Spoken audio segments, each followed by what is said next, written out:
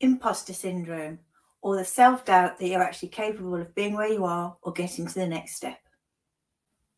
Have you ever described an achievement as luck, being in the right place at the right time, or down to a great boss, a great partner, a great team?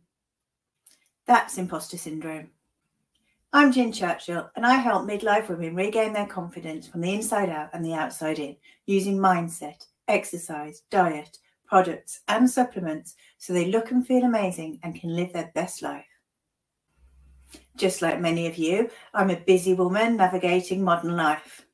As a corporate worker, a devoted wife and dog mom, side hustler and volunteer at 2 amazing organisations, I know firsthand how difficult it is to wear multiple hats.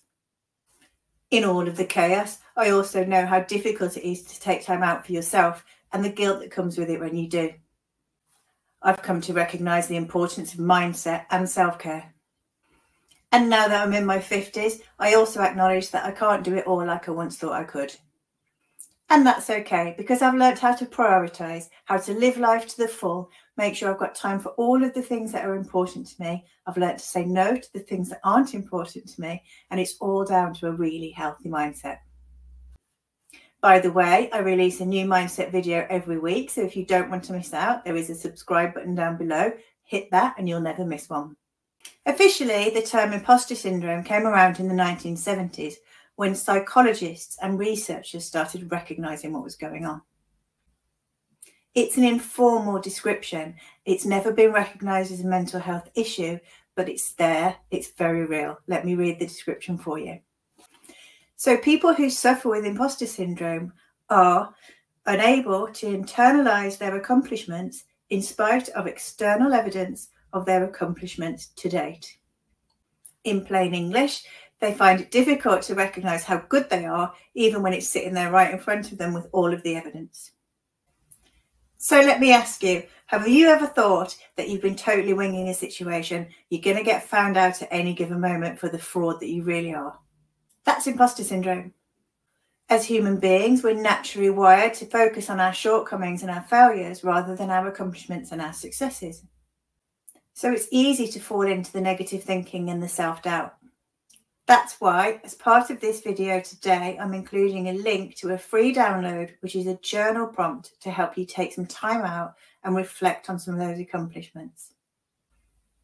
It's up to you how you use it. You can focus on big achievements or just making somebody smile. It doesn't matter. The link to it is down below, so download that and take some time out for you. So if feeling like a fraud sounds familiar, let me tell you, you are not on your own. But of course, how often would you say to yourself or anybody else that you got through a difficult situation on merit, because you're awesome or because you worked damn hard for it? Not very often, right? Imposter syndrome can affect anyone, but it particularly affects really high-achieving, successful women. Women tend to believe they're not very intelligent and that other people's opinion of them is kind of too much. They believe people to be wrong about how good they actually are. But it's not just about the women. This can affect men too.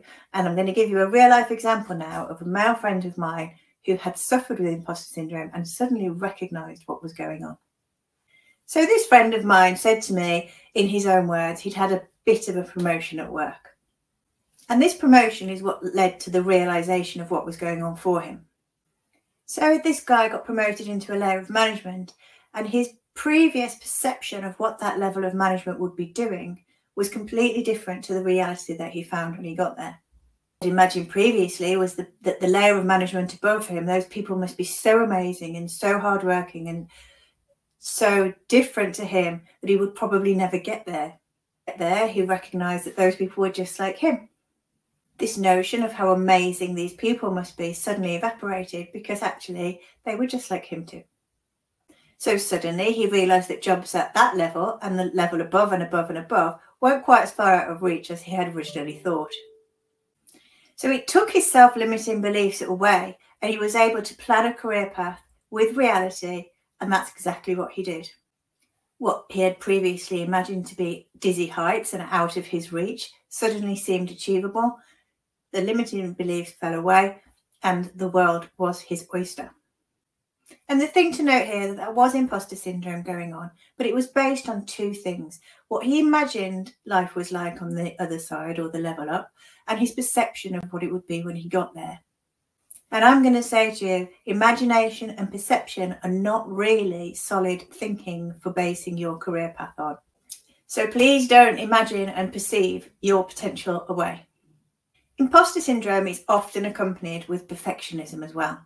People with imposter syndrome often feel the need to be perfect so that nobody will find out that they're the fraud that they believe themselves to be. And perfectionists set themselves extremely high standards that they usually can't achieve, which leads to feelings of distress when they don't achieve them, and that's a vicious cycle in itself.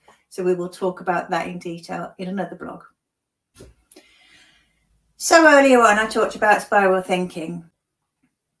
Spiral thinking is a term that I came up with a long time ago to kind of encapsulate all of the things that can happen to erode our self-confidence, especially as we start to get older. Imposter syndrome, of course, is just one of those things. There are plenty of other things at play. In last week's blog, I talked about negative self-talk and how that can lead to self-doubt. If you want to check that blog out, it's www.ginchurchill.com/46. One of my favourite topics to talk about is the Jonah complex, and I'm going to talk about that in next week's blog. Less heard of than imposter syndrome, but just as powerful. And over the coming weeks, I'm going to talk about all of the aspects of it, including perfectionism that we've just spoken about, and all of the other things that are at play here. I'm always amazed when I talk to women along the way, either in my corporate job or through this side hustle, that really successful and dynamic women will always tell you that they suffer from some form of spiral thinking. There I was for so many years thinking it was just me, and there you are thinking it's just you. Although I'm guessing it's not enough for you to know that it's not just you. You want to know what to do about it as well, right? So here are 4 things that you can do to start to combat imposter syndrome. Number 1 is imposter syndrome often goes unrecognised, especially by the person who's suffering from it.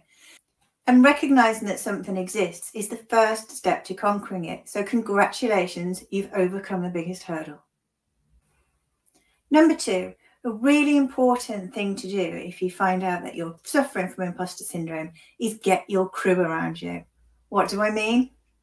Get some support from friends, colleagues, and bosses who can put some perspective around the way you are thinking. Talking about how you feel can really help to get you back into reality. If there is a women's group support in work, join that. If there isn't, create one. You will find that many people feel the same way about this. If you feel you need to, number 3 is get some professional help. A professional counsellor or therapist can help you explore the underlying reasons for the imposter syndrome. This can then help you build resilience and some self-esteem. And number 4 is build a habit of looking at your successes. A particular favourite for me is to journal out what I've achieved, maybe today, maybe this week, maybe ever, depending on how I feel. As I've said, as humans, it's very easy to focus on our failures and our shortcomings rather than on our successes and our accomplishments. Recognising and celebrating our successes is a really important step to combating imposter syndrome. So again, I've included a journal prompt for you with 10 pages of prompts for you to really uncover some accomplishments and some achievements that you can be so proud of. I encourage you to take some time out and reflect on 10 things, however long you have, half an hour, whatever, an hour, just go for it and just really give yourself the gift of some self-care, some time, some reflection. The journal is designed to shift your attention towards positivity, things that you've accomplished, achievements, successes. Recognising your past achievements helps you to build self-confidence.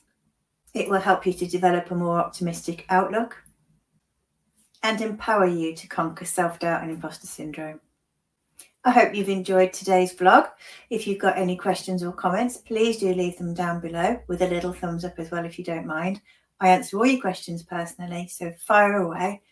If you could leave a comment and a thumbs up, it would be much appreciated. It helps me to deliver the things that you want, and it will also help other people to find my stuff. So it's very appreciated. And in the meantime, you have a great week.